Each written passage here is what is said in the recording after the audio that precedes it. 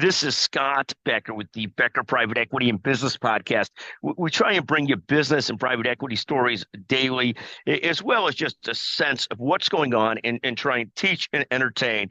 Here are seven of the stories we're following today, and I'll have a few footnotes as well. First, there's a story this morning, I think at Benzinga, that sort of talks about the amount of people in the country that have more than 2 million of investment capital available for investment. And that number is about 4%.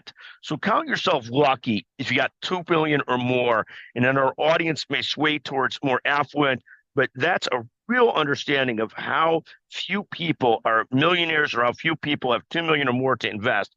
4% is the number we saw. Second, the whole west coast of Florida is really bearing down for this Hurricane Milton that's coming.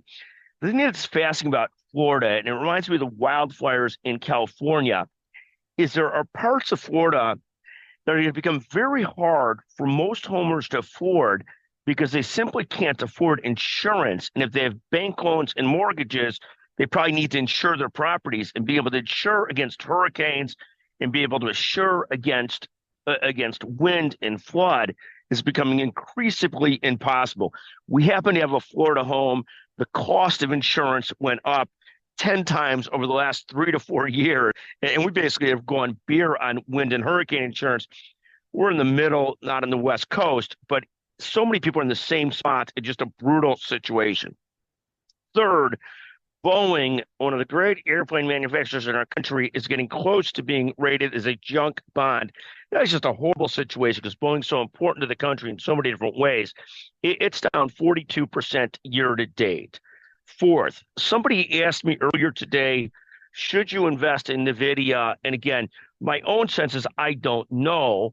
I prescribe to this core and explore investment strategy, which is I have core investments, S&P index funds, and treasuries, and then I explore. So if I want to put some money in individual stocks, I've also got money in several different private equity funds and venture capital funds.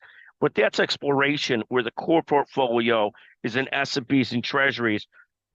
Explore with a portion of your portfolio, but put 80, 90% in what's your core plan.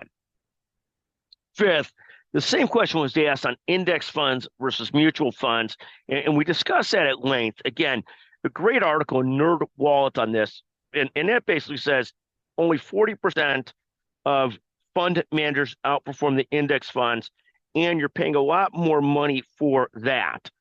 Your expense ratio is usually 1 to 1.5%, when the index funds are 10 basis points to 20 basis points, and even smaller in some places. So it's hard to long-term make the recommendation towards mutual funds, but there are some the actively managed funds that consistently outperform the market, but by and large they don't, and you pay higher expenses for it. Sixth, Tesla, which we love to follow, saw its sales in China jump 19% year over year. Simply amazing with what's going on there. I mean, Elon Musk, hate him, love him, the guy's a genius. Seventh, General Motors is up 31% year to date. I think very few people saw that was likely to be the case. I'll give you, in addition, a few PSs. First, we had a magnificent Becker's Healthcare CEO Advisory Board call yesterday. We talked about the different challenges facing healthcare. We'll have a separate podcast on it here, both at Becker Private Equity and at Becker's Healthcare. Another PS, so thrilled to speak on healthcare trends at the Northeast Ohio Medical University Vitals Program tomorrow and at Humboldt Park Health on Friday. Really thankful for those chances to speak and talk about healthcare trends that we're watching, and there's so many of them. Finally, next, we are seeking speakers for a webinar at the end of this year on either PE trends heading into 2025 or other subjects, and always interested to hear people's suggestions. Last, I'm thrilled to feature business leader Mitchell Knockin today on the Becker Private Equity and Business Podcast. Again, those are 7 stories that we're following today. And just remember, a final PS, if you're keeping score in your golf game, keep score honestly. There's lots of consequences for not doing so. In addition, yes, a shout out to a friend of mine who beat me in golf the last couple of days. I'm just getting killed. I'm playing absolutely horrible golf, not practicing enough, working too much.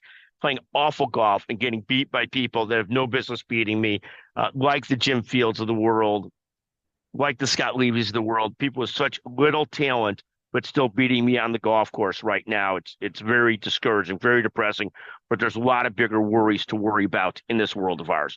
Thank you for listening to the Becker Private Equity and Business Podcast.